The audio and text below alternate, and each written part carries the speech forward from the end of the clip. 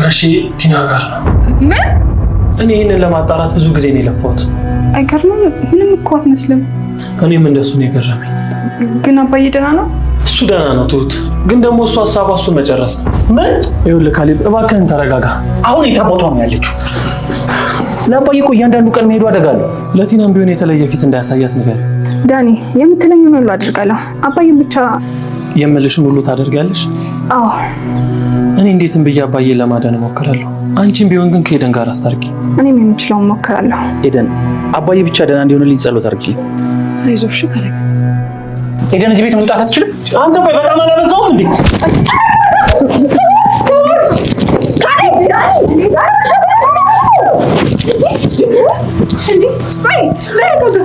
መታኝ እያልኩሽ እኮ ነው። እኔ አንተም በሆን ግን ተመትቼም ቢሆን ረጋጋ ነበር ለአባቴ ስል። እስካሁን ኤደን ለእኔ ምን ማለት እንደሆነች አልገባህም ማለት ነው? እንዴት ይግባኝ? ሀሳብ ሁሉ አቁ ግራ ነው። ይኸውልህ እሷም ማልደራደርባት ሚስቴ ነች። እሺ ማን በሚስቱ ሲደራደር አይታል? ቆይ ሚስትን መሰብሰብ ያንተ ድርሻ አልነበር እንዴ? ሚስቴን የሚያማግጠውና ህይወቴን ያበላሸው ሌባ ቤቴ ተቀምጦ እንዴት ብዬ ነው ሚስቴን የምሰበስብ? ምንድን ነው የምታወራው? ገብቶሃል? እኔ ፊት ቆመ ሚስቴ ማለት ሞራል ኬት አመጣው? ይኸውልህ ብዙ የማታውቃቸው ነገሮች አሉ። ምንም የተደበቀ ነገር የለም። ሚስቴን ስታማግጥ በአይኔ በብረቱ አይቻለሁ። ትሰማኛለህ? ማንነቷን በአንተ የተነሳ አውቀዋለሁ። ቆሻሻዬን ይወስድልኝ። ልጄ ይጨነቃል። እባክህ አንዴ ላውራ። ለምን አጠረው? ቀልደኛ። እየቀለድክብኝ ነው? አንተ ነህ እንጂ የምትቀልደው። እንደዚህ አይነት ነገር ማረዳ ይመስላል።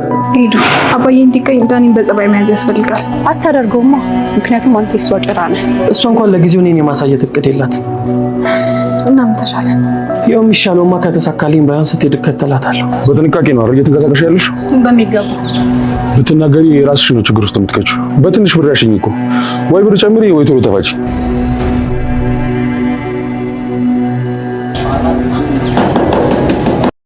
ዳኒ ቲና ቃል ገብታለች ስለነበረ አባዬ እኔ ጋር ነው ያለበትን ቦታ ወስጄ አሳያለሁ ብለው ስለነበረ አሁን ላይ ግን ያለበትን ቦታ ወስዳ ለማሳየት ፈቃደኛ ስላልሆነች ዳኒም ያለው አማራጭ ነበርና ከቅርብ ርቀት ቲና በምትሄድበት መከተል ነበር። ከቅርብ ርቀት እየተከታተለ ያሉበት ቦታ ድረስ ሄደው በር እያንኳኳ ነበር።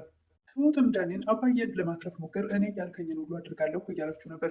የምልሽን ሁሉ ታደርጊያለሽ፣ እንግዲያውስ እኔ የምችለውን ሁሉ አድርጌ እኔ አባዬን ለማትረፍ ሞክራለሁ፣ አንቺ ደግሞ ከኤደን ጋር አስታርቂኝ እያለ ነበር። ቲናም እዛ በወጣች በገባች ቁጥር አጋቹ ገንዘብ እንድትሰጠውና ምግብ እንድታመላለስ ይጠይቃታል። እሷም የምግቡ ነገር ግን በጣም ከባድ ነው እያለችው ነበር እና የሰው ልጅ ሳይበላ ይሰራል እያላት ነበር። ሰላም ጤና ይስጥልኝ ውድና የተከበራችሁ በመላው ዓለም ያላችሁ ኢትዮጵያውያን ኤርትራውያን ናችሁ። እኔ እግዚአብሔር ይመስገን ደህና ነኝ። የግፈኛው ሚስትና የሰራተኛዋ ፍጥጫ ትሁት ድራማ ክፍል 40 አብረን እናያለን።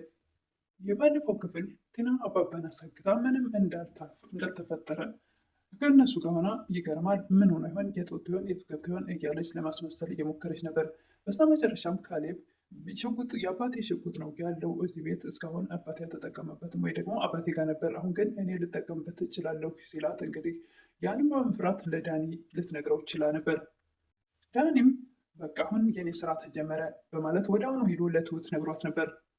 አባዬ ቲና ጋ ነው ያለው።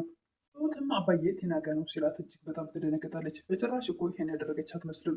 ግን አባዬ ደህና ነው ትላለች ትሁት። እሱ ደህና ነው፣ እሷ ግን ሀሳቧ እሱን ለመጨረስ ነው።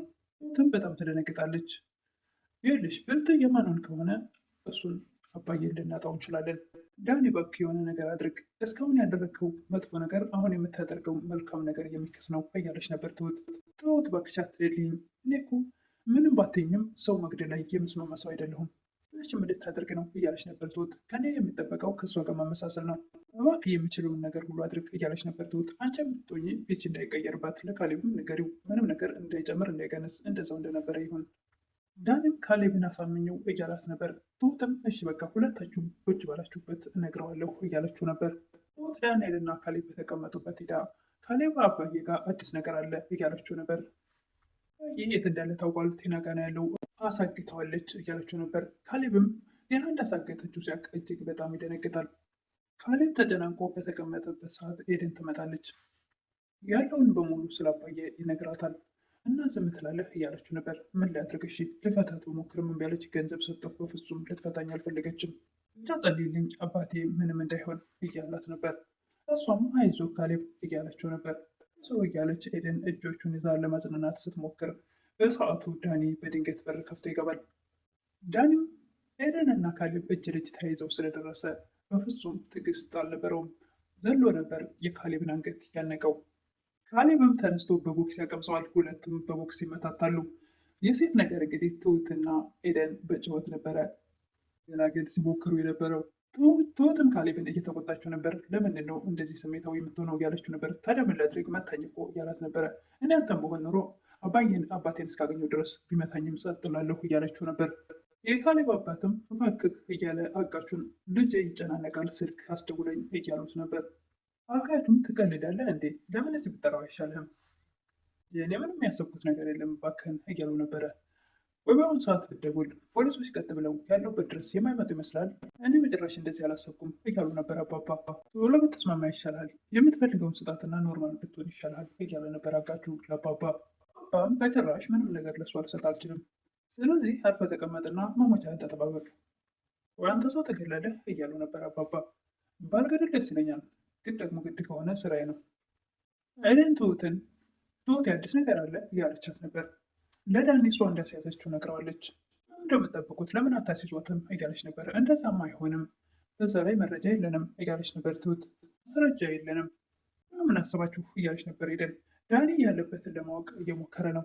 ኤደንም እኔ ያልገባኝ ነገር እንዴት ሊያደርግ ተስማማ እያለች ነበር ዳኒን። ትሁትም ኤደን እኔ እኮ ከዚህ በፊት ነግሬሻለሁ፣ ዳኒ እኮ መጥፎ ሰው አይደለም፣ ግን ደግሞ የሚፈልገውን ነገር አግኝቶ አንቺ ጋር ለመኖር ወይም ደግሞ አንቺን ለማኖር ነበር እንጂ እኔ እኮ እዚህ ቤት የሚመጣው እናንተን ለመጠየቅ ነው እንጂ አይኑን ለማየት አስጠልቶኛል እያለች ነበር ኤደን።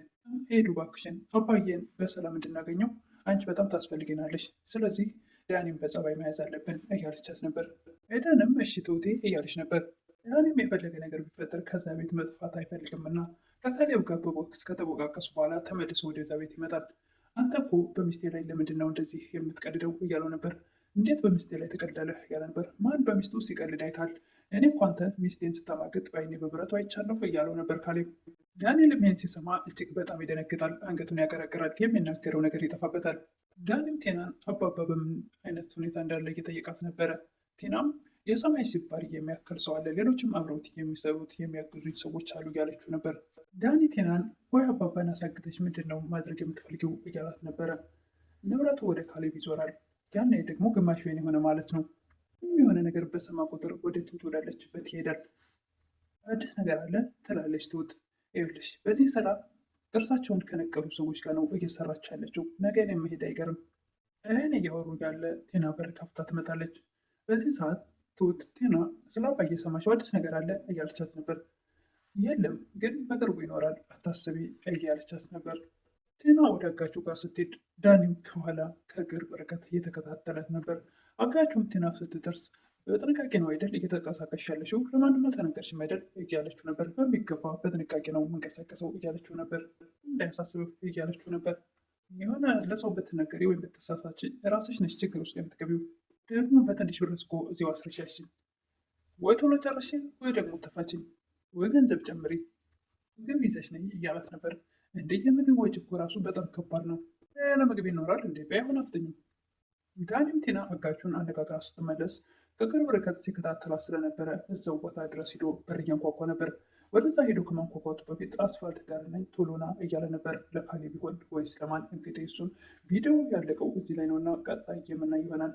ካሌብ ወይስ ፖሊስ ጠርቶ ይደርስለት ይሆን? ዳኒ ወይስ ቀጥ ብሎ ገብቶ አባባን ለማዳን ይሞክር ይሆን? ለዛሬ ይዤ የቀረብኩት የግፈኛው ሚስትና የሰራተኛው ፍጥጫ ክፍል 40 ይህን ይመስል ነበር። በቀጣይ እስክንገናኝ መልካም ቆይታ እያልኩኝ ለምታበረታቱኝ እህቶች ምስጋና ከልብ ነው። አዲስ የሆናችሁ ደግሞ ሰብስክራይብ እያደረጋችሁ አበረታቱኝ ይላል።